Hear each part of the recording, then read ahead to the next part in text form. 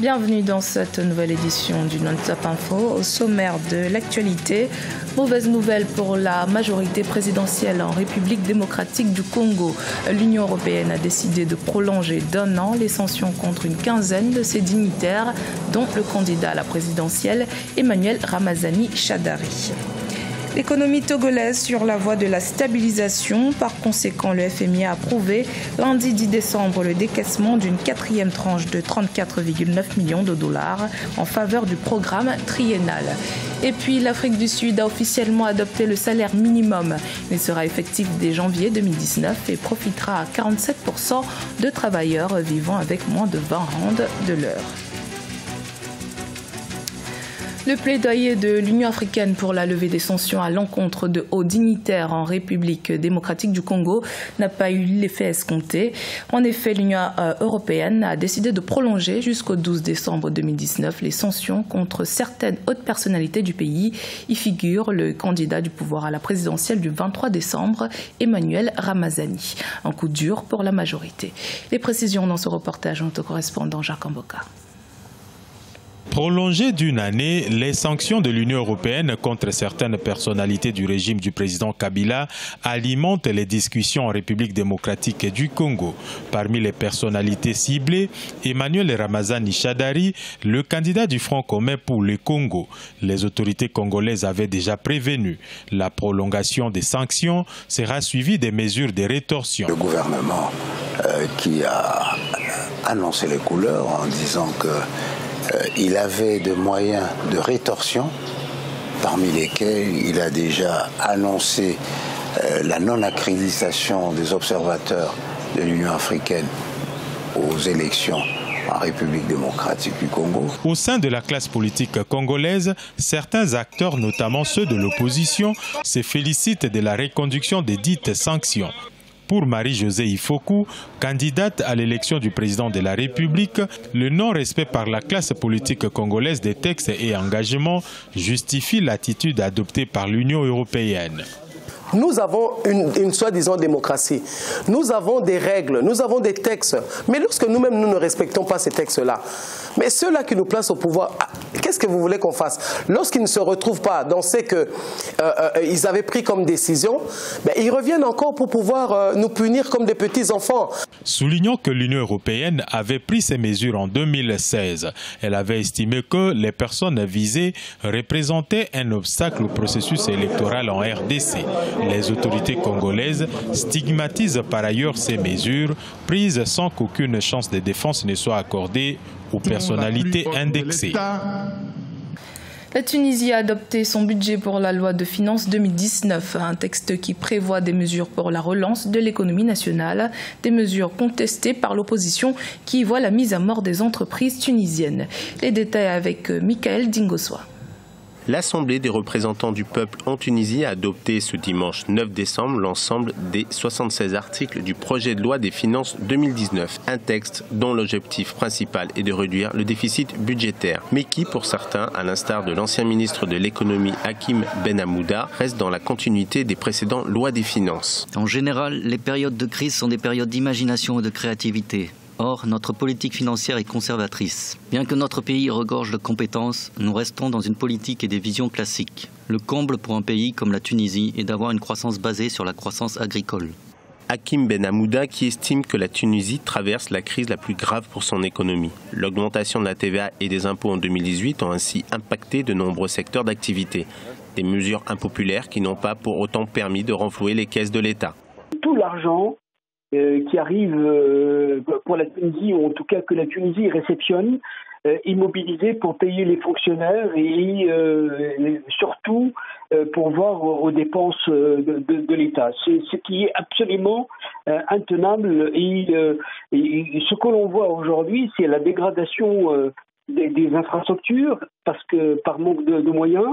Le budget de l'État pour l'exercice 2019 est fixé à 40,74 milliards de dinars tunisiens, soit une hausse de 8% par rapport à l'année 2018. Selon les prévisions, le déficit budgétaire devrait être contenu dans la limite de 3,9% du PIB.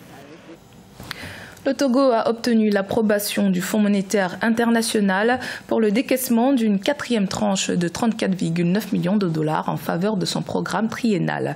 Un programme qui jusqu'ici semble porter ses fruits avec une économie dont les voyants reviennent peu à peu au vert. Cheikh Omar Bandaogo. Un an après l'approbation du programme triennal soutenu par une facilité élargie de crédit d'un montant de 241,5 millions de dollars en faveur du Togo, le Fonds monétaire international autorise déjà un 4e décaissement en ce sens. Le FMI salue en effet les efforts de Lomé visant à ramener la dette publique à des niveaux viables et faire progresser les réformes budgétaires.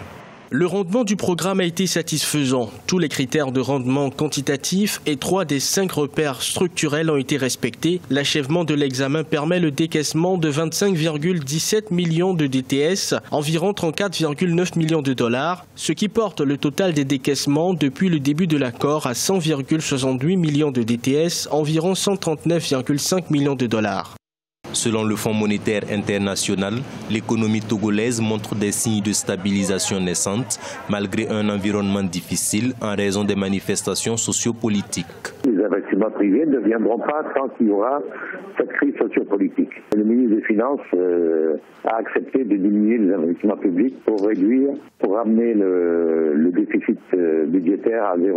Et en échange de cette discipline, le FMI a accordé au Togo un premier décaissement et un deuxième décaissement. Le FMI estime que la croissance économique du Togo devrait s'accélérer et l'inflation pourrait rester conforme aux critères de l'UEMOA. Toutefois, le FMI invite les autorités togolaises à rester fidèles à leur programme d'ajustement macroéconomique et des réformes afin de se prémunir des dérapages. C'est désormais acté, les travailleurs sud-africains bénéficieront dès janvier 2019 d'un salaire minimum fixé à 3 500 rand par mois, soit 20 rand de l'heure. Cette adoption du salaire minimum ravit les classes modestes, mais ne fait pas l'unanimité au sein du gouvernement. Solène Duplessis. C'est désormais officiel, le salaire minimum entrera en vigueur dès le 1er janvier 2019 en Afrique du Sud. Un salaire fixé à 3 500 rand par mois, soit 20 rand de l'heure, qui augmentera le revenu de près de 6 millions de travailleurs pauvres. La mesure vise à réduire les inégalités salariales dans le pays où plus de 50% de la population vit sous le seuil de pauvreté, avec moins de 620 rand par mois, l'équivalent d'environ 40 €. C'est un progrès historique pour les travailleurs d'Afrique du Sud qui ont été exploités pendant des générations. C'est aussi un grand progrès pour le mouvement syndical et pour tout le monde du travail, car il démontre l'engagement des employeurs pour des salaires plus justes et de meilleures conditions de travail. La mesure est toutefois critiquée par l'opposition et plusieurs syndicats. Le parti de gauche radicale de Julius Malema, les combattants pour la liberté économique, juge le montant insuffisant et met en garde contre d'importantes pertes d'emplois. Le montant est minime.